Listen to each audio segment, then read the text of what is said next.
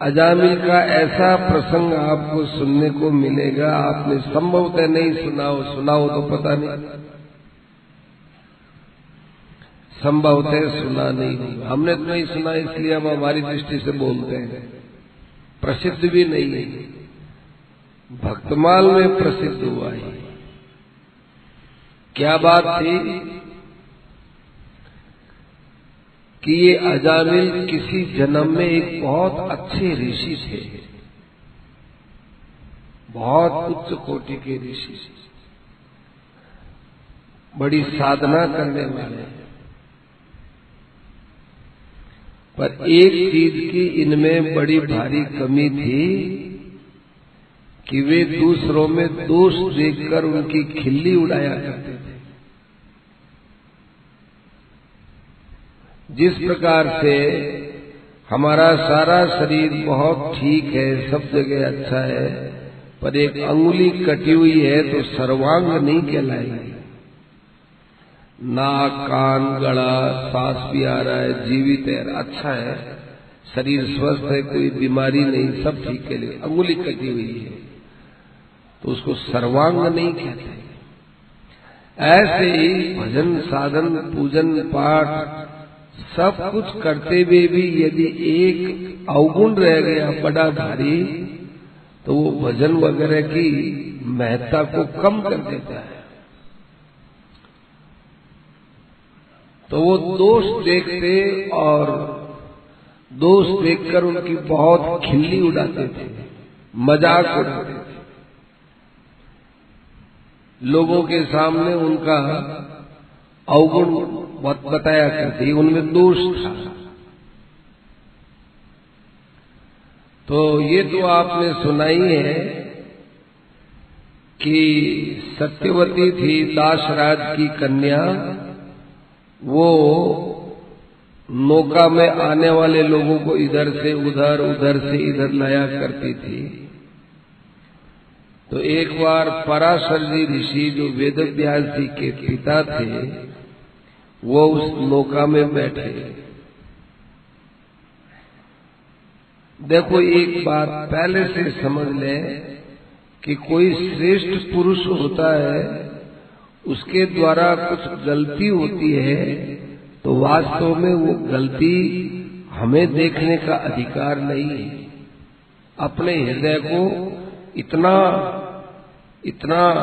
विशाल बनाना चाहिए, पवित्र बनाना चाहिए कि कोई गलती दिख आए तो वो गलती हमारे अंदर जमे नहीं। बड़े पुरुष हैं, वेदव्यास जी के पिता है, तो वे सत्यवती के रूप पर मोहित हो गए। भगवान को कुछ ऐसी लीला उनसे करवानी थी पराशर जी से। पराशर जी ने वहां पर धुआं कर दिया और फिर वेदव्यास जी का जन्म हुआ। तो ये ऋषि भी इस बात को जानते थे। अजामिल जो पहले ऋषि थे वो जानते, उनको पता चला कि पराशर जी ने इस प्रकार सत्यवती को गर्भित कर दिया, ये धुआं करके। तो पराशर जी की बड़ी निंदा करने लगे, लोगों को दोष, देखो पराशर जी ने ये किया, देखो पराशर जी ने ये किया, देखो पराशर जी ने ये किया। कई लोगों ने समझाया कि देखो ऋषिवर, बड़े पुरुषों की गलती को देखना अपनी गलती होता है, हमारी गलती कैसे है? ये कोई सभ्यता है इनकी? कि देखो पराशर जी है, ये बहुत वैराग्यवान, बड़े तितिक्षु, बड़े श्रेष्ठ पुरुष हैं, और जो भगवान के हो जाते हैं उनके द्वारा कोई लीला होती है तो वो भगवान करवाते हैं। कि ये कोई भगवान करवाते हैं? भगवान के भगत होते हैं, उनसे तो कभी कोई गलत काम होता ही नहीं। बिल्कुल ठीक है, बड़े पुरुषों से कभी गलती होती नहीं। भगवान के भक्त वो गलती करते नहीं, गलती करते तो भगवान के भक्त कैसे? पर है बड़े भक्त, इसमें कोई संदेह नहीं। भगवान को कोई न कोई लीला करनी है, वो नहीं माने, दोष देके। एक दिन पराशर जी मिल गए, ये पराशर जी इन्होंने ऐसा किया वैसा किया, खूब वो बकने लगे। पराशर जी ने कहा देखो, इस एक अपराध के अलावा मेरे जीवन का कोई अपराध है क्या? कि और तो अपराध नहीं है। यदि कोई अपराधी होगा तो वो अपराध जीवन में करेगा। तो इस प्रकार से तुमको ये बात नहीं कहनी चाहिए। क्या पता भगवान क्या चाहते हैं, क्या चाहते हैं भगवान, आप ऐसे हो, आप ऐसे हो, खूब उनकी फिर निंदा कर। तो पराशर जी ने देखा कि इससे लोगों के अंदर अच्छा वातावरण नहीं फैलेगा, इसलिए उसको शाप दिया पराशर ने कि जा तो अगले जन्म के अंदर वेश्या के साथ रहेगा, तो ब्राह्मण कुल में जन्म लेगा और वेश्या के साथ रहेगा। तो वो डर गया कि पराशर ऋषि है तो बड़े विलक्षण। दोष देखते हो तो आदमी को दोष देखना चाहिए, दोष दृष्टि होनी चाहिए, पर किसके प्रति? अपने प्रति। अपने दोष देखो, केवल अपने दोष देखो। सेठ जी ने तो यहां तक लिखा है कि जिसको दूसरे में दोष दिखते हो उसको सोचना चाहिए कि दूसरे में नहीं तो मेरे में ही है जो इसमें दिखते हैं। जैसे कांच में हम मुंह देखते हैं तो हमारे यहाँ पर कोई धब्बा लगा हुआ है, तो ये कांच में थोड़ी लगा है, ये हमारा मुख कांच में है इसलिए हमारा धब्बा कांच में दिखता है। ऐसे ही दूसरों के जितने भी जीवन है वो तो कांच है और हमारा जीवन है वो प्रतिबिंब पड़ता है, तो हमारा ही दोष है। दूसरों में गुण देखने की वृत्ति होनी चाहिए, अपने में दोष देखने की वृत्ति रहनी चाहिए। आज सुबह की प्रार्थना के प्रवचन में महाराज जी ने इस विषय को खूब खोला है। दूसरे के दोष देखने से और उसका रुचि पूर्वक वर्णन करने से वो दोष हमारे अंदर जम जाते हैं। का दोष देखते हम, अरे वो भगवान का अंश है, वो तो हम देखते नहीं, दोष देखते हैं। भगवान का अंश है, भगवान का स्वरूप है, दोष तो कोई स्वभाव में हो गया, कोई क्रिया में हो गई, इसलिए वो दोषी हो गया। दोष पूर्ण काम करने से कोई दोषी हो गया, ये गलत है। ये बात, ये समझ हमको नहीं रखनी चाहिए किसी के प्रति भी। तो दोषी नहीं है, वो भगवान का अंश है। यदि वो मूलतः दोषी होता तो अपिचेत सुदुराचारो भजते माम अनन्य भाग, ये कैसे होता? वो दुराचारी कैसे शुद्ध हो सकता है? क्षिप्रम भवति धर्मात्मा कैसे हो सकता है? दोष आगंतुक आए और जा भी सकते हैं, इसलिए आने जाने वाले पर नहीं, रहने वाले पर देखना चाहिए कि अमुक परमात्मा का स्वरूप है, ये परमात्मा का स्वरूप, ये परमात्मा का स्वरूप। पराशर जी ने समझाया, देखो ऋषिवर, मेरे यहाँ साक्षात भगवान अवतार लेने वाले व्यास के रूप में, और वो दुनिया को ये बताते हैं कि नीचे कुल में जन्म लेने पर भी मैं नीचा नहीं होता हूँ। अब ये तो मत्स्य गंधा थी और दासराज की कन्या थी, कोई बहुत ऊंचे कुल में नहीं थी। वह व्यास जी ने पराशर जी से जन्म लिया सत्यवती के यहाँ, लेकिन उसका कौमार्य नष्ट नहीं हुआ। उसका कौमार्य नष्ट नहीं होता, उसका सतीत्व नष्ट नहीं हुआ। ये कोई कम बात है क्या? तब वो ऋषि पैरों में पड़ गया कि हे महाराज, मेरे से बड़ी भूल हो गई। दोष दृष्टि का स्वभाव आज मैं कितने बड़े खतरे को मोल ले लिया। अब महाराज मेरे पर कृपा करो, आपने मुझे वेश्या के संग में जाने का शाप दे दिया, कृपा करो। बहुत रोया, गिड़गिड़ाया। तो पराशर जी ने कहा कि देखो, तुमने अपने दोषों के लिए इतना प्रायश्चित कर लिया है तो कोई बात नहीं, तेरा उद्धार तो हो जाएगा, लेकिन जो कहा है वो तो तेरे को भोगना ही पड़ेगा। ठीक, वो ही अगले जन्म में अजामिल बनकर आया, कन्नौज में जन्म लिया और कान्य कुब्ज ब्राह्मण कुल में जन्म लिया। बड़ा अच्छा परिवार था, वेद वेदांत को जानने वाला था, खूब उसने अच्छा अध्ययन किया। पिता तो बड़े अच्छे कर्मकांडी थे, स्वयं भी अच्छा कर्मकांडी, पवित्र ब्राह्मण,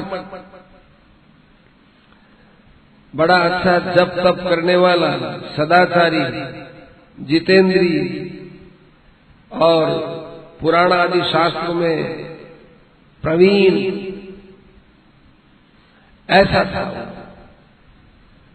पिताजी ने आज्ञा दी कि बेटा यज्ञ करते हैं, समिधाएं नहीं है। यज्ञ के अंदर जो ज्वलन की सामग्री होती है उसको लकड़ी नहीं बोलते हैं, उसको लकड़ी नहीं बोलते, उसको ईंधन भी नहीं बोलते, उसको समिधा बोलते हैं। तो समिधा नहीं है तो पवित्र पवित्र लकड़ी, जैसे पीपल की लकड़ी है, जैसे और है, जो जो शास्त्र में बताए वो लेने के लिए जंगल में गया। समिधाएं उन लकड़ियों को कहा जाता है स्वाभाविक ही वृक्ष से पक करके नीचे गिरती है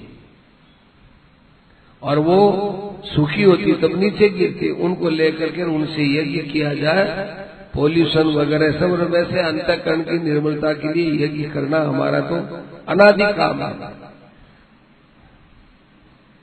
भारतीय ऋषि मुनियों ने अनादि काल से यज्ञ की परंपरा रखी है। तो ऐसी बात हुई, आप थोड़ा आगे खिसक के बैठे ना तो आने वाले भी बैठते हैं, बीच में से जाते हैं ना तो वो अनध्याय का स्वरूप होता है। शास्त्र में आता है उपनिषदों की कथा हो, सत्संग होती हो और सामने से कोई निकलता हो तो अनध्याय मानते हैं, और पीछे यदि जगह होगी तो उसमें निकलना चाहिए। सीधा भाव है ना, वो भाव रुकता है, वक्ता और श्रोता यूं सीधे रहने चाहिए।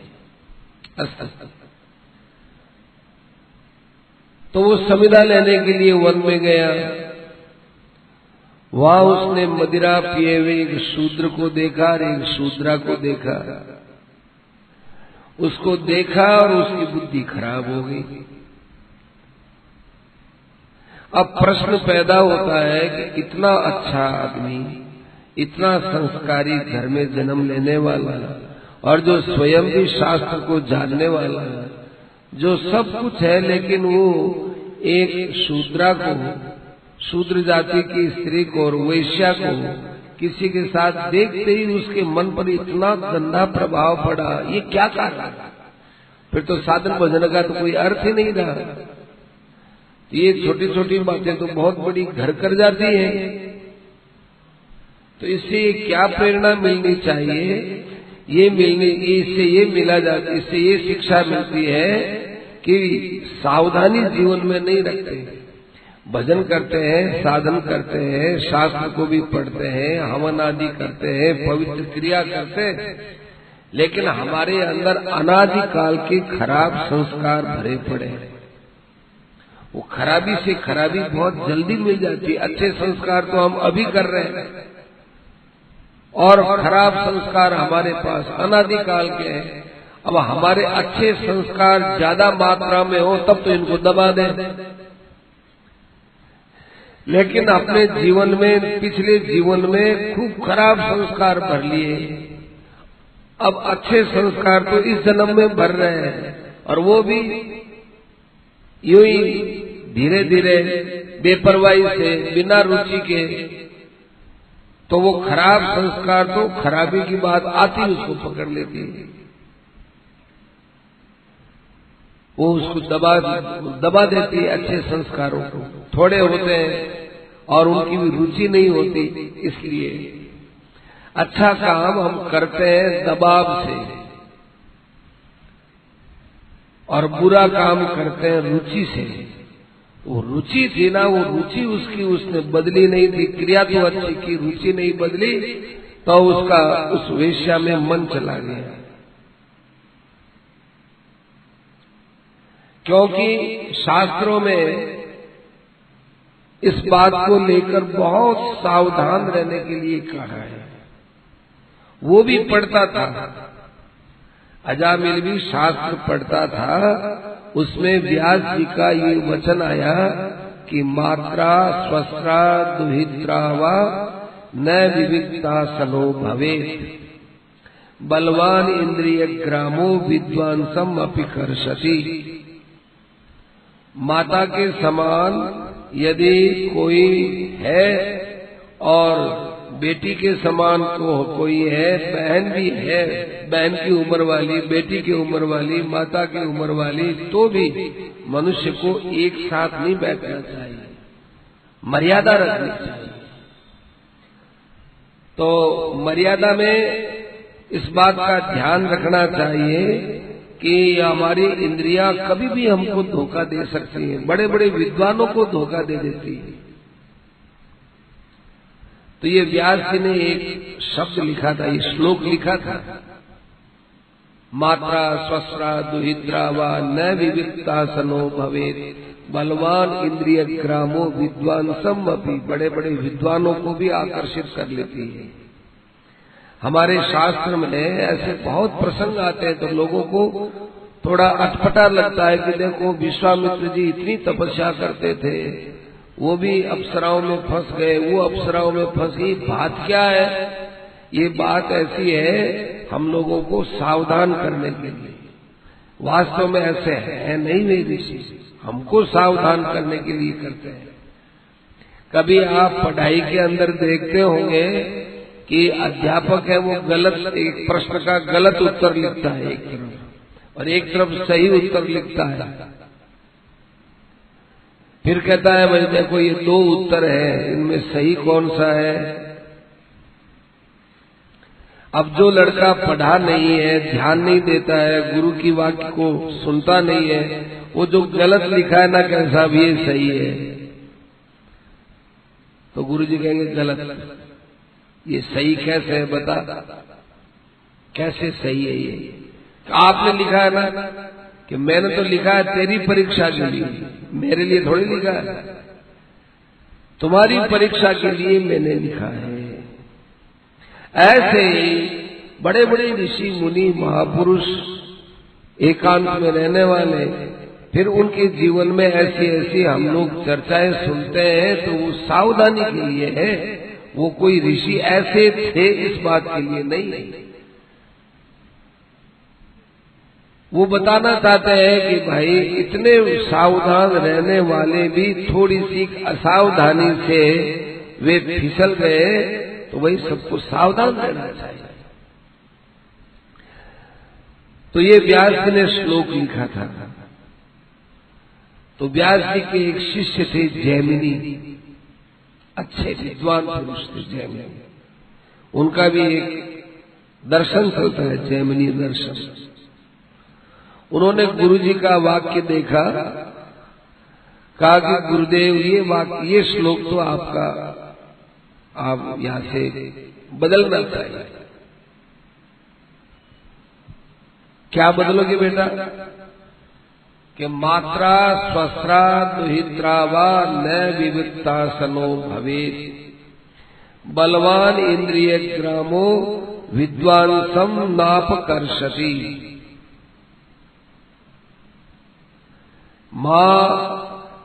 माँ के समान, बेटी के समान, बहन के समान हो तो भी एक आसन पर नहीं बैठना चाहिए तो ठीक है, लेकिन जो विद्वान पुरुष होते हैं उनका तो मन आकर्षित नहीं होता, लेकिन जो दूसरे लोग हैं उनकी इंद्रियां उनको कुमार्ग पर ले जा सकती हैं। व्यास जी ने कहा कोई बदल दो। बड़े पुरुष होते हैं वो जिद नहीं करते, करना कर दो भाई, तुम्हारे मर्जी है जैसा करो, मेरे तो जस्ता नहीं है। तो उन्होंने व्यास जी ने जो श्लोक लिखा था उसके ऊपर उन्होंने हल्दी लगा दी। हल्दी आजकल तो अपने लोग लिखते हैं उसको काट देते, काटना अच्छा नहीं मानते। संतों की भाषा है, साग को भी नहीं कहते साग काट लो, मारवाड़ी में साग बंदार लो और साग अमनिया कर लो, आलू काट लो नहीं, आलू काटो, ककड़ी काटो, काटना सब बुरा मानते थे। कितनी शब्दों में भी कोमलता रहे। तो अक्षरों को काटते नहीं, उसके ऊपर हल्दी लगा देते। लिपि हल्दी लगाने से वो दिखता नहीं था। ठीक है साहब, व्यास जी ने देखा कि लिखी हुई पर हल्दी लगा दी। व्यास जी ने कहा, मन में सोचा कि बहुत सी बातें ऐसी हैं जो मनुष्य को समझने यूं समझ में नहीं आती, अनुभव से समझ में आती है। मोटर एक जगह प्रकाश करती है, फिर आगे से आगे प्रकाश तो चलती रहती है, तब वो प्रकाश करेगी।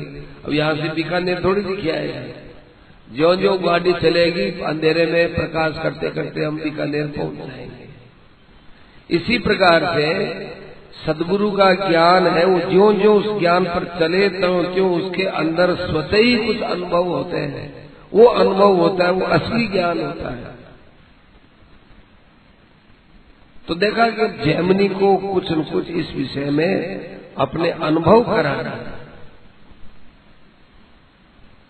ठीक है, व्यास जी महाराज अपनी जगह रहते, जैमिनी अपनी जगह रहते, सब ऋषि मुनि वो अपने अपने रहते थे स्थानों पर। एक दिन जैमिनी ऋषि ने देखा सुना कि उनकी कुटिया के पास एक स्त्री बहुत जोर से चिल्ला रही है, रो रही है, कोई मेरी सहायता करो, वर्षा बरस रही है, मुझे किसी गांव जाना है, मेरे पास कुछ वस्तु भी है और कोई लूट न ले, मैं शरण में आई हूं, कोई मुझे बचाओ। तो जैमिनी थे, संत थे, हृदय कोमल था, बाहर आए तो देखा है कि स्त्री रो रही है। कोई कौन हो तुम? ऐसा, मैं एक गांव से दूसरे गांव जा रही थी, अब रात हो गई, बरसात बरस रही है, रास्ता भूल गई, रात में विश्राम चाहता हूं। तो कहा कि देखो ये भी हमारी कुटिया है, उसमें तुम चली जाओ और कोई भी यदि आके खटखटाए तो खोलना नहीं, चाहे मैं भी आऊं तो भी खोलना नहीं, वहां पर बैठी रहे। अब जैमिनी ने मन में विचार किया, इसके पास खूब धन है, धन तो मेरे को नहीं लेना है, पर स्वयं बड़ी रूपवती है। जैमिनी का धीरे धीरे चित्त में खराबी आने लगी और वो जाकर के किवाड़ खटखटाए तो वो स्त्री बोलती है, कौन हो आप? अरे मैं वही हूँ जिसने तुमको यहाँ आश्रय दिया है। कि नहीं, आपने मना किया नहीं खोलना, मैं नहीं खोलती। तो जैमिनी ने क्या किया, ऊपर चढ़ करके और वो घास फूस थे वो सब हटा दिए और स्वयं नीचे कूदे और वहां जाकर उस स्त्री को देखा तो स्त्री नहीं थे, वो तो वेद व्यास जी थे। और ये माथे पर यूं हल्दी लगाई गई। तब जैमिनी उनके चरणों में गिर गए, रोने लगे कि गुरुजनों की बात के ऊपर इतना घमंड नहीं करना चाहिए, वो जो बात कहते हैं उसको स्वीकार करना चाहिए, मेरे से बड़ी भूल हो गई। तब कहा, अब मुझे आशीर्वाद दो, क्योंकि ये आशीर्वाद के बिना पार पड़ने वाली नहीं, कृपा के बिना पार पड़ने वाली नहीं, मेरी बुद्धि कभी भी खराब रास्ते पर न जाए। व्यास जी ने कहा कि हमारी इस बात को स्वीकार कर लेते तो आज तुम्हारी ये दशा नहीं होती। तुमने कहा ऐसे कैसे हो सकता है, ऐसे नहीं हो सकता, जो अच्छे विद्वान पुरुष है उनका चित्त ऐसे थोड़ा ही होता है। तुमने उस समय अभिमान किया था, तो अब बताओ कि तुम्हारे चित्त में ये बात बैठी कि नहीं महाराज, अक्षर से आदर करूंगा। तब वेद व्यास जी ने कहा कि जाओ, अब तुम्हारे पर इसका कोई प्रभाव नहीं पड़ेगा, स्त्री आदि का तुम्हारे पर प्रभाव नहीं पड़ेगा। समझ में आ गया। तो ऐसी घटनाएं होती हैं, केवल सावधानी लाने के लिए होती है। तो अजामिल ने जो है इस प्रकार से उस वेश्या को अपने घर में रख लिया, सती साध्वी को निकाल दिया। सती साध्वी को निकाल देने के बाद अब जो है वो कुकर्म में लग गया, वहीं ब्राह्मणत्व को नष्ट कर दिया, मदिरा पीना, मांस खाना, ये सब उसने चालू कर दिया। पराशर ऋषि ने एक बात कही थी कि तू जब मेरी शरण में आ गया है ऋषि, तो मैं ही तेरा उद्धार करने के लिए आऊंगा। तो वो पराशर ऋषि साधुओं की जमात लेकर के उस गांव में आया। गांव में आकर के लोगों से पूछने लगे कि यहाँ पर कोई संत पुरुष है क्या? तो किसी मस्खरे ने कह दिया कि हाँ, हमारे यहाँ तो अजामिल की बड़ी दुष्कीर्ति थी, बड़ा अपमान था उसका गांव में। ऐसे को तो अपमान ही होता। तो कोई संत पुरुष है क्या? कि हाँ, हमारे यहाँ अजामिल साधु पुरुष। तो संतों की जमात लेकर के पराशर जी पहुंच गए वहां। उसके घर पर पहुंचे तो वो वेश्या थी, वो श्रृंगार कर रही थी। संत वहां आए तो संतों को देख तो लिया, पर संतों को देख करके भी वो श्रृंगार करने लगी, अपने को सजाने धजाने लगी। तो मंडलियां आई ना मकान तक, तो पराशर ऋषि ने उसमें गौर से देखा। उनके देखने में उनको जो है ज्ञान देना था, वो ज्ञान दे दिया। गौर से देख रहे, वो शक पका गई। वेश्या शक पकाएगी, अरे इतने बड़े अच्छे अच्छे महात्मा मेरे घर आए, मैं इनके सामने श्रृंगार करूं? तो उसने अपने श्रृंगार तो करने बंद कर दिए और आकर के हाथ जोड़ी, कहने लगी, महापुरुष महात्माओं, मैं आपके चरणों में प्रणाम करती हूं। उन्होंने कहा कि तुम ऐसा श्रृंगार करती हो? श्रृंगार केवल अपने घर के अंदर पति के लिए श्रृंगार होता है। तुम्हारा श्रृंगार कोई दूसरा देखे नहीं, यही स्त्री का श्रृंगार होता है। तुम खुले बालों को लिए खुल्लू मुंह सजा रहे हो, आंखों में खुला काजल डालते हो। कहा कि महाराज, हमको तो आज तक किसी ने बताया भी नहीं और मैं ऐसी हूं भी नहीं। तो चलो कोई बात नहीं।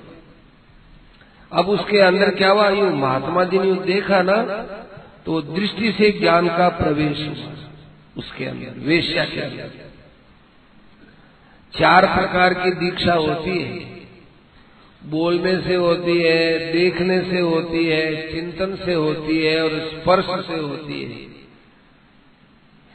ये मोर वगैरह की स्त्री होती है, मोरडी, वो अपने अंडों को यूं स्पर्श किए रखती है।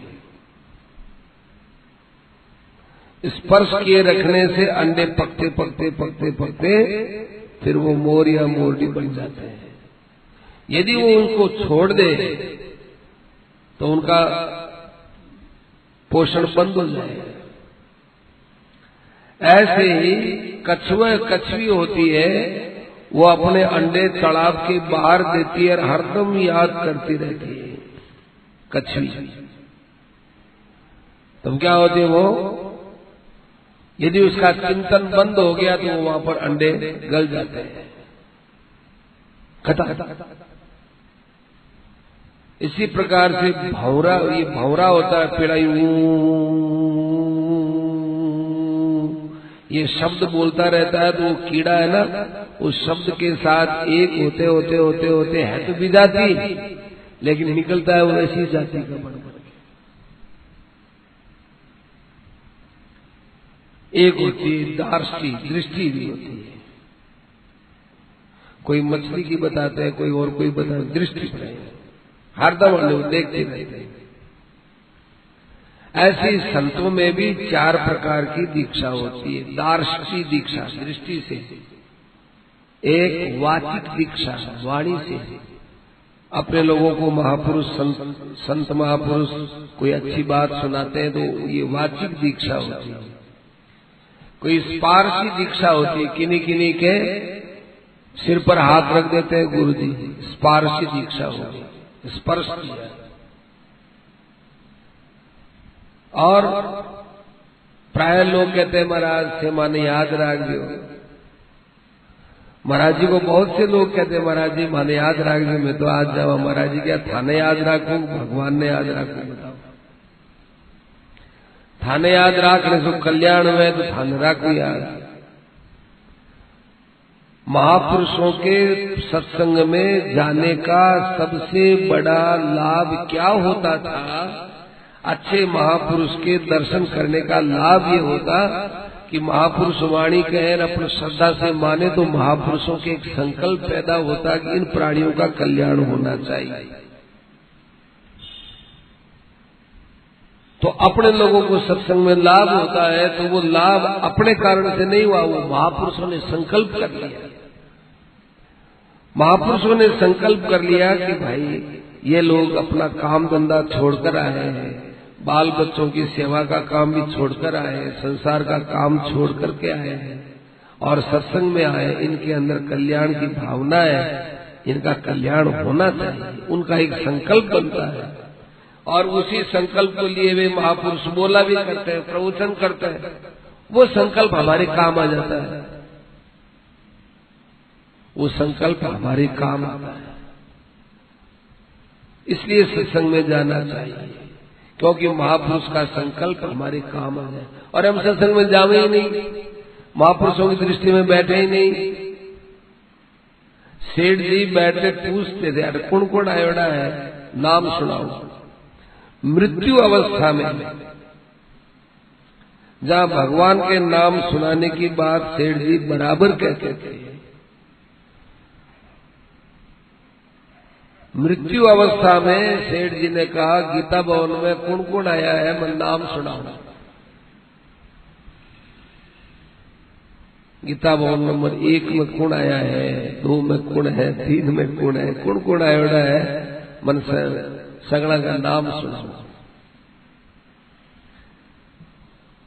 तो फिर आपस में ही लोगों ने विचार किया कि सेठ जी ऐसा क्यों कर रहे हैं कि सेठ जी जाते जाते इन सब का नाम सुन करके इन सब के कल्याण का संकल्प लेकर जाना चाहता है।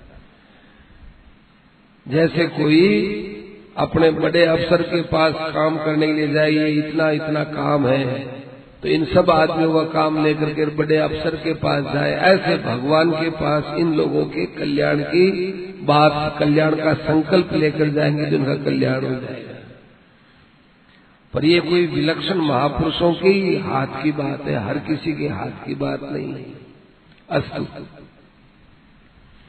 तो सत्संग के अंदर ये होता है, तो वो यू देखे ना उस वेश्या को, वेश्या का हृदय एकदम बदल गया।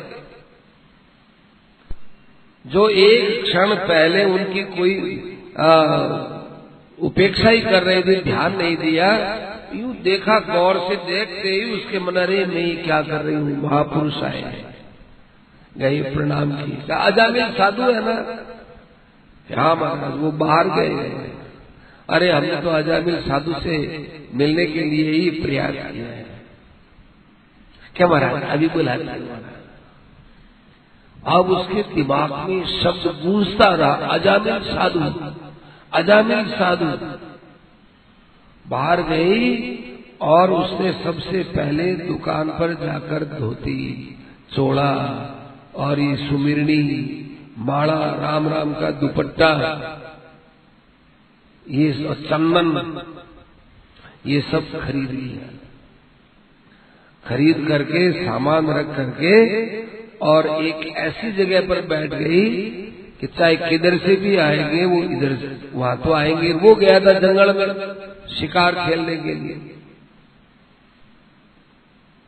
तो किधर से आएगा, यहाँ तो आना ही पड़ेगा। तो यहाँ आते ही हम उसको संभाल लेंगे।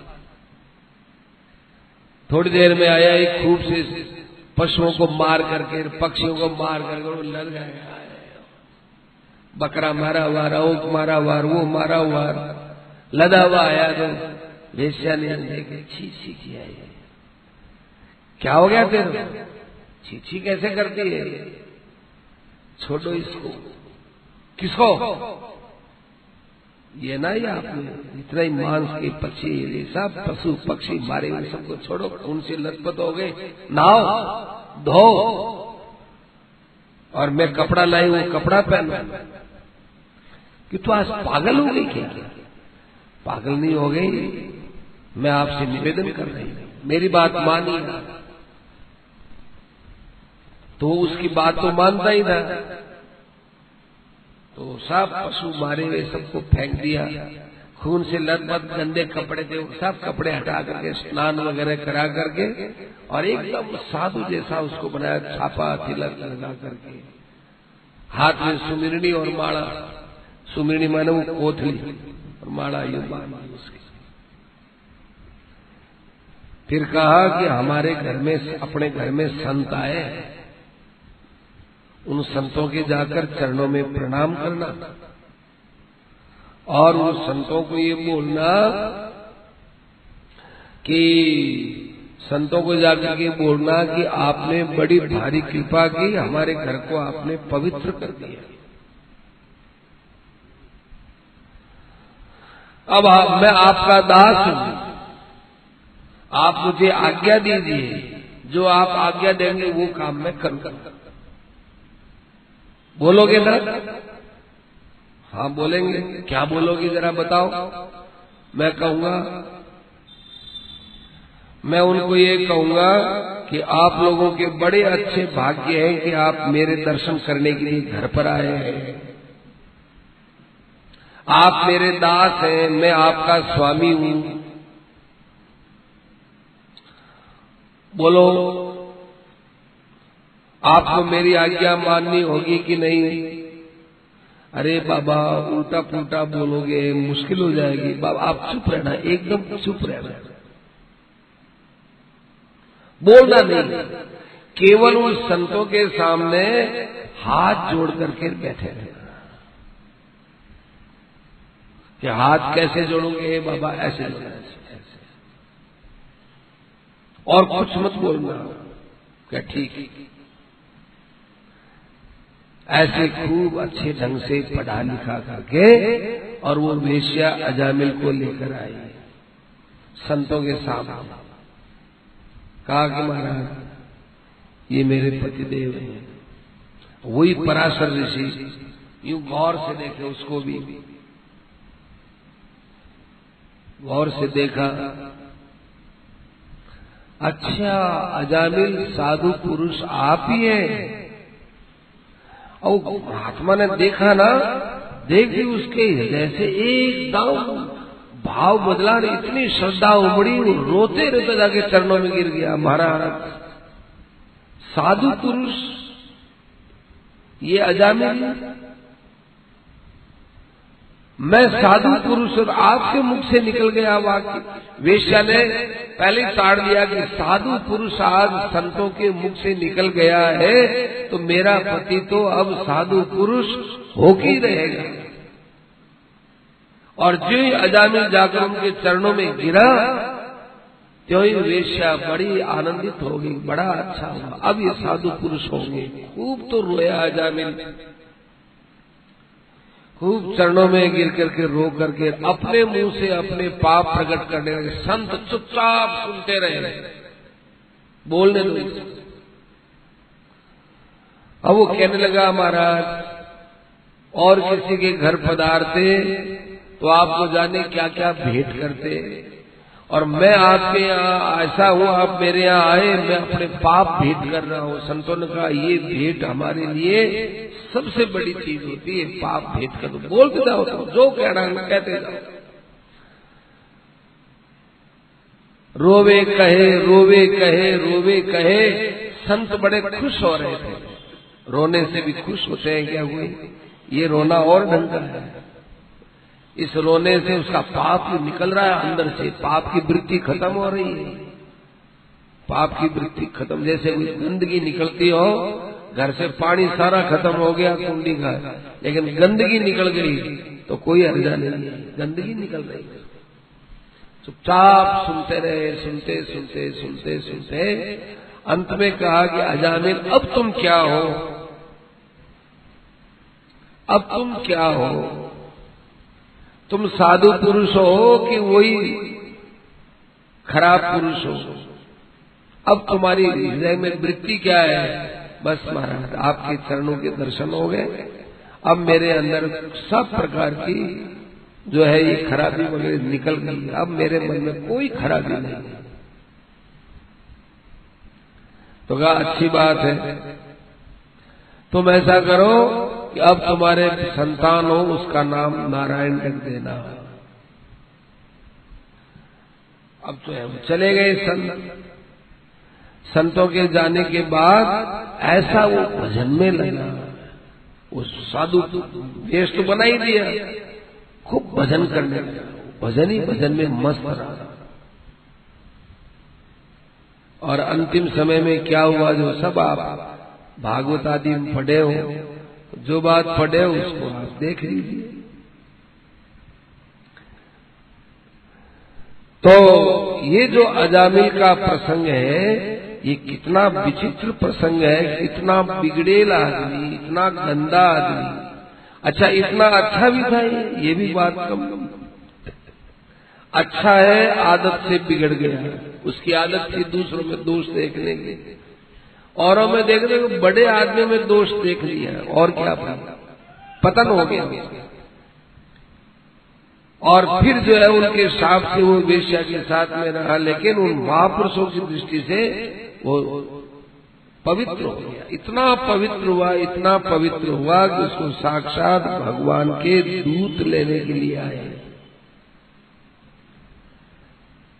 तो मनुष्य को कभी अपने खराब स्वभाव से हताश नहीं होना चाहिए कि मेरी पारमार्थिक उन्नति नहीं हो सकती, ऐसा भाव नहीं रखना चाहिए। पारमार्थिक उन्नति खूब आनंद से हो सकती है, लगन की बात है, लगन होनी चाहिए।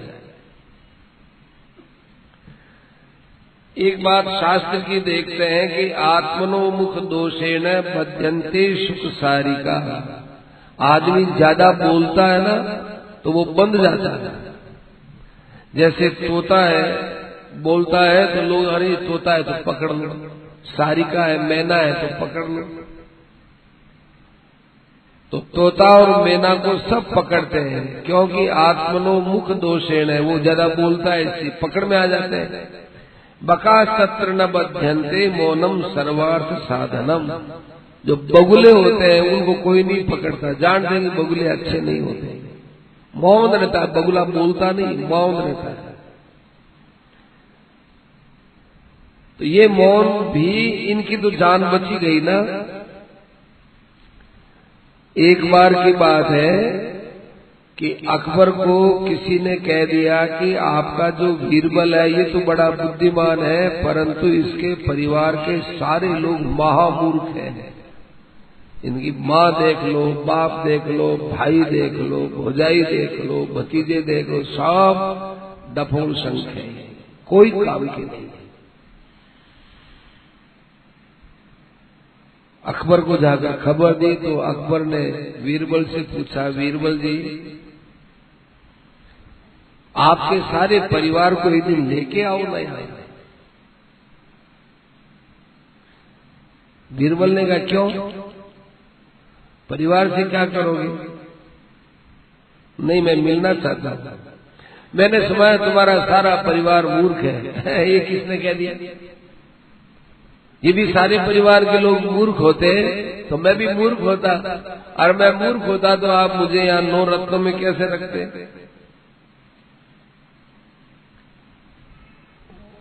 कि बात तेरी भी सही है, सुनता हूं तो उस पर भी विश्वास। तुम यहाँ ले आओ ना, तेरे परिवार की परीक्षा करूंगा, लेके आओ। बादशाह की आज्ञा है। बीरबल ने उनको सबको अच्छे अच्छे कपड़े पहनाए। बेचारों ने कभी अच्छे कपड़े पहने नहीं थे। वो जो पहनना नहीं जानता और उसको अच्छे कपड़े दिए जाए, उसके अपना आप लोगों को पता चल जाता है कि जो पहना तो है लेकिन इसको पहनना आता नहीं है। कपड़े अच्छे पहने लेकिन पहनना आता नहीं है। तो बीरबल को कहा कि लाओ, परिवार को ले आया। बीरबल ने पहले कह दिया कि कितना भी तुमको राजा डराए, धमकाए, लुभाए, कुछ भी बोलना नहीं आपस कुछ। ठीक है राजा। अच्छा बीरबल, ये आपके परिवार है, ये आपके पिताजी है, ये आपके माताजी है। आपके पिता तो मेरे पिता, आपकी माँ मेरी माँ, आपका भाई मेरा भाई। वाह वाह। अब बोलो, बीरबल के पिताजी ने कहा कि इनसे कुछ हम बात करना चाहते हैं। तो कहा कि वो चुप रहे। आपका नाम क्या है? चुप। कौन से मोहल्ले में रहते हैं? चुप। बोले ही नहीं कुछ। बीरबल के कितने भाई हैं? बीरबल कौन से नंबर का भाई है? माताजी से पूछे, पिताजी से पूछे, भाइयों से पूछे कि आप, कोई कुछ नहीं बोलता। अकबर ने कहा कि वही बीरबल, कोई बोलते नहीं, क्या बात है? ये नहीं बोलने का अर्थ क्या हुआ? अकबर ने कहा महाराज, हमारे शास्त्रों में आता है, मूर्खेण जाते संपर्के मौनम कार्यम मनीषिणा। जहां मूर्ख इकट्ठे होते हो वहां पर आदमी को मौन रहना चाहिए। तो आप मूर्खता का प्रश्न करते हो तो बताओ अभी क्या जवाब है? कि मैंने मूर्खता का कैसे प्रश्न किया है? मेरा नाम पूछा है। इनका नाम पूछने से होगा क्या, ये बताओ? ये कोई अपराधी है? अपराधियों में आए हैं क्या कि इनका नाम पूछते हैं आप? मेरा बाप कौन है? मैं आपके यहाँ रहता हूँ, आपके यहाँ कोई गड़बड़ होती है, मेरी जिम्मेदारी होती है। मेरे माँ बाप का नाम पूछो, मेरा गांव नाम पूछो। ये न कोई अपराधी है, न कोई लेन देन है। आप जान भी लोगे तो क्या होगा? इसलिए आपके प्रश्न का इन्होंने कोई महत्व नहीं समझा है। ये तो यही समझते हैं कि मूर्खता की बातें करते हैं। कोई शास्त्र की बात करते ना आप इनसे, और शास्त्र की बात आप मेरे को छोड़ करके इनसे क्या बात करेंगे? इनकी बात करने का मतलब आप इनकी परीक्षा ले रहे हैं। परीक्षा लेने वाला सदा ही मूर्ख होता है। परीक्षा लेने वाला मूर्ख होता है। तो बीरबल वहां से जो है, अकबर ने कहा अच्छा बाबा ठीक है, हम तो समझे नहीं थे, तुम क्या समझाना चाहते हो? कहा कि महाराज, मनुष्य को हर समय हर प्रकार की बातें नहीं करनी चाहिए। इस प्रकार की बात थी। तो ये अजामिल उपाख्यान चला। इसी अजामिल उपाख्यान के अंदर आपने भागवत में सुना होगा, यमराज जी ने अपने सेवकों को कहा कि तुमने भगवान के नाम लेने वाले का दर्शन कर लिया, ऐसे तुम मेरे सेवक कहलाते हो, तो मैं तो आज भाग्यशाली हूं। मैं तो भाग्यशाली हूं, भगवान के नाम लेने वाले को यहाँ। फिर यमराज जी ने एक कथा सुनाई कि देखो, हम आपको एक कथा सुनाते हैं जो हमारे यमलोक में बीती है। कि क्या बीती महाराज? कि 2 भाई थे। 2 भाइयों में बड़ा स्नेह था, एक बड़ा भाई एक छोटा भाई। बड़ा भाई था वो व्यापार की तरफ ज्यादा ध्यान देता था, छोटा भाई था वो सत्संग में जाया करता था। तो एक दिन सत्संग में गया तो संतों ने नाम की बड़ी महिमा लिखी बताई, कहा कि जो भगवान का नाम लेता है वो साक्षात भगवत स्वरूप होता है। जिसकी जिह्वा पर भगवान का नाम है वो नाम से अभिन्न हो गया तो वो भगवान से अभिन्न हो गया। तो उस छोटे भाई के मन में आया कि अरे इतने लोग आते हैं सत्संग में, राम राम करते हैं, भजन करते हैं, अच्छी अच्छी बातें सुनते हैं, परिवार में कैसे रहना चाहिए सुनते हैं, हमारे भाई जी तो कभी आते ही नहीं। भाई जी को कहा, भाई जी माने अपने बड़े भाई, कि भाई जी आप भी सत्संग में, क्या ये फालतू का समय है, साधु लोग है ना, फालतू का समय हम नहीं करते। तू जाता है वही मेरे को तो बुरा लगता है, लेकिन ठीक है तू जाता है, क्या करूंगा। तू छोटा भाई रह गया, मैं क्या कह सकता हूं। छोटा होता है उसको ज्यादा नहीं टोकते, तू छोटा रह गया क्या कह, तेरे को ज्यादा क्या कहूं। वो आकर के महात्मा जी के पास रोने लग गया छोटा भाई कि महाराज वो तो बड़े भाई साहब कभी सत्संग में आते नहीं, कभी राम राम करते नहीं, कोई नित्य नेम करते नहीं, पूजा पाठ करते नहीं। महाराज ने कहा हम क्या करेंगे इसमें, हम क्या करें कि महाराज मैं तो आपकी शरण में हूं, किसी न किसी प्रकार से मेरे भाई जी का उद्धार हो जाना चाहिए। बहुत गिड़गिड़ाया तो संतों का हृदय कोमल होता है, कल्याण के विषय में तो और ही कोमल हो जाते हैं संत, कितने ही कठोर हो, पर जब सत्संग कल्याण ये बात चलती है ना तो कोमल हो जाए। अच्छा ठीक है, ऐसा कर कल हमको बुला, वहां भोजन करा आराम से, भोजन करा कर एक बात का ध्यान रखना कि तेरे भाई को तू एक कमरे में बंद कर देना, बस चाबी हमको दे देना, फिर हम जाने हमारा काम जाने, ये तो काम कर दूंगा। संतों की पंगत लगी, बड़ा भाई चिढ़ रहा था छोटे पर, तो कहा साधु मोडाओं को बुला लिया यार, खा खा के मुष्टुंड हुए हुए, काम के न काज के और बेरी है अनाज के, फोकट को मिले या न खावण में। तनी लादिया गए तो भोजन में भूखा मरता गया इतना दिन, खूब फटकारा होगा, बुला तो लिया भाई जी, अब आप लाज रखो, घर की लाज रखो, माइतों की लाज रखो, संतों को भूखा थोड़ी निकाले। ठीक देख तू जिमा दिमाग कुछ भी कर, मेरे आंखों के सामने ये फिजूल खर्चा मैं देख नहीं सकता हूं। तो कहा कि भाई जी अब मैं क्या करूं, ये तो सामने तो जिमेंगे, भोजन तो करेंगे ही, तो आप ऐसा करो आप एक कमरे में बैठ जाओ, कमरे में बैठ करके और आप ये सब जो है सुनते सुनना ही देगा, ये बंद कर दो, किवाड़ बंद कर दो। ये बात ठीक है, और वो भी यही चाहता था, कमरे के अंदर बंद कर दिया और सब करके बाहर ताला लगा दिया। संतों ने भोजन कर लिया खूब आराम से। भोजन करने के बाद अब महात्मा जी कहे कहाँ है तेरा भाई, कि महाराज ये रही चाबी इस कमरे में है। महात्मा जी जाके ताला खोल यार अंदर गए, हृष्ट पुष्ट थे बाबा जी, वो था नहीं दुबला पतला। बाबा जी जाते हाथ पकड़ दिया उसका, बोल राम, ये क्यों बोलूं, बोलता है कि नहीं, तेरे को मैं छोड़ूंगा नहीं देगा। वो चिल्लाया, अपने छोटे भाई को बुलाया, छोटा भाई आया ही नहीं। महात्मा जी ने पहले कह दिया कि ये चिल्लाएगा, हा हू करेगा, आप लोग कोई आना नहीं, कोई नहीं आएंगे। खूब बोला, अरे भाई का नाम लिया, छोटा जल्दी आओ, बाबू मन पकड़ लियो, आवे ही नहीं कोई। मन व्यापार में थे खोटी कर रहा हो, हे थारे जीम लिया जाओ वाले तो मारो हाथ क्यों पकड़ा, तू राम बोले बिना तन नहीं छोड़ूआ।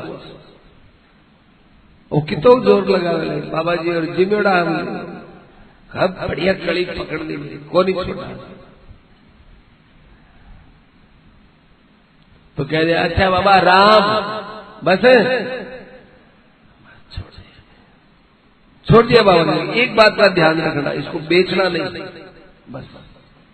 अरे साधु है, क्यों लोगान ठगो, मारी इतनी बड़ी दुकान है, बिना माए ने कभी कोई राम राम रो ग्राहक आयो नहीं, क्यों बेचू? मार नहीं आया तो कोई बात नहीं है, कभी तने राम रो नाम बेचनो पड़े तो आई कहना राम राम तो नहीं बेचो। अच्छी बात, ठीक है जाओ, को नहीं बेचा हो, पक्का रहना। बाबा जी ने कहा पक्के रहना इस बात, ठीक, इस बात पर पक्का रहेंगे, हम राम राम को नहीं बेचेंगे। बाबा जी भी चले गए, कुछ दिन बीत गए। एक दिन अकस्मात हार्ट अटैक हो गया और वो मर गया, बड़ा भाई मर गया। बड़ा भाई मर गया तो उसके साहब लखन देखने गए, यमराज जी के वहां ले गए उसको। यमराज मिलावट भी करता था, तोल यूं करता था, उसमें यूं कर लेता था, यूं सब बताया। चित्रगुप्त ने कहा कि एक बात है महाराज, क्या? एक महात्मा के कहने से इसने राम का नाम लिया है। अच्छा, राम का नाम लिया है और महात्मा के कहने से ले लिया, तब तो भाई इसके पाप का फल तो अपन नहीं भुगता सकते। अब उसका दिमाग ठनका, अरे महात्मा के कहने से एक राम का नाम लिया, मेरे जीवन के सारे अपराध के लिए यमराज जी कुछ नहीं कर सकते। यदि मैं प्रेम पूर्वक रोज महात्मा के कहने से माला फेरता होता तो मेरे पास कितना नाम का संग्रह, नाम का भंडार होता। यमराज जी ने कहा कि एक राम के बदले में क्या लेना चाहते हो? जो आप लेना चाहते हो वो ले लीजिए। उसने कहा बेचूंगा नहीं, यहां काम आया उसका न बेचने का था, मैं बेचूंगा नहीं। तो कहा कि अब क्या करें? चित्रगुप्त से पूछा, अपने यहाँ यमलोक का नियम क्या है कि जो राम का नाम लेके आ जाता है कुछ नहीं लेता, उसको कंधा दे करके उसको विमान में बैठाकर आप कंधा दो और उसको इंद्रलोक में ले जाओ। तब उसको ब्रह्मा जी ने कंधा दिया है, विमान के कंधा दिया, इंद्रलोक में ले गए। इंद्रलोक में भी वही बात, इंद्रलोक में इंद्र ने पूछा कि एक राम की क्या कीमत लोगे? देखो ये कितने वैभव पदार्थ कुछ भी लोगे, बेचूंगा तो नहीं। उसने देखा कि यमराज जी को नहीं बेचा तो आज देखो मुझे स्वर्ग के इतने बड़े बड़े सुख दिख रहे हैं, तो इसको भी नहीं बेचो, देखिए क्या होता है। क्या नहीं बेचूंगा? अब ज्यादा क्या बताए? अच्छा नहीं बेचोगे तो फिर चलो, हमारे यहाँ का नियम ये है कि यदि यहाँ राम का नाम लिया हुआ आ गया स्वर्ग में तो उसको ब्रह्मा के लोक में ले चलो। चलो और इंद्र उसके खुद पालकी में हाथ लगाएगा, तो ले गए उसको ब्रह्मा के लोक में। ब्रह्मा जी ने कहा अरे बड़ा अच्छा हुआ, तू राम की नाम की कीमत बता। 360 गुना तो देवताओं की उम्र होती है और देवताओं से कितना ही गुना ज्यादा मेरा दिन मान होता है। 1000 चतुर्युगी का दिन, 1000 चतुर्युगी की रात, ऐसा मेरा ब्रह्मलोक है। राम के बदले में ब्रह्मलोक लेगा? बोल ले, कितना लंबा चौड़ा तेरे को ये लोक, कितने लंबे समय तक आराम से रहेगा? नहीं लूंगा। अरे ब्रह्मलोक नहीं लेगा? नहीं लूंगा। बेचूंगा तो नहीं राम। तो ब्रह्मा जी भी सख्त पकाएगी, नियम क्या है साहब? जो राम राम लिया हुआ आए और वो कोई चीज न खरीदे उसके बदले में तो क्या करेंगे साहब? ब्रह्मा जी कंधा लगाओ और विष्णु के लोक में ले जाओ। विष्णु भगवान के लोक में ले गए। विष्णु भगवान ने वहां पर कहा कि अरे भैया तुमने बेचा नहीं किसी को, क्यों बेचूं महाराज, यदि बेच देता तो आज आपके दर्शन कैसे होते। तो यमराज जी, इंद्र और ब्रह्मा तीनों ने कहा कि महाराज एक राम के बदले में आप इसको क्या देंगे, ये क्या मांगता है। और सबसे बड़ी बात है कि ये मेरे स्थान पर आ गया तो यद गत्वा न निवर्तनते वाली जगह पर आ गया, यहाँ से तो और लोग तो मैं कहीं भेज नहीं सकता हूँ, बैकुंठ में आनंद से रहेगा, इसके कर्म धर्म सब पीछे के सब खत्म हो गए, तभी तो यहाँ आया, नहीं तो आता कैसे। तब से ये बात हुई कि भाई भगवान के नाम की कोई कीमत नहीं होती, अनंत गुणा भगवान के नाम, कोई ब्रह्मा जी निर्णय नहीं कर सके। अब अनंत गुणा ही बोलेंगे और अपने पास शब्द ही क्या है। ऐसे भगवान के नाम का संबंध अजामिल का हुआ और अजामिल फिर भगवान के धाम में पहुंच गया। इस प्रकार से अजामिल प्रसंग भयो, ये अजामिल के प्रसंग में 12 भक्तों के नाम दिए।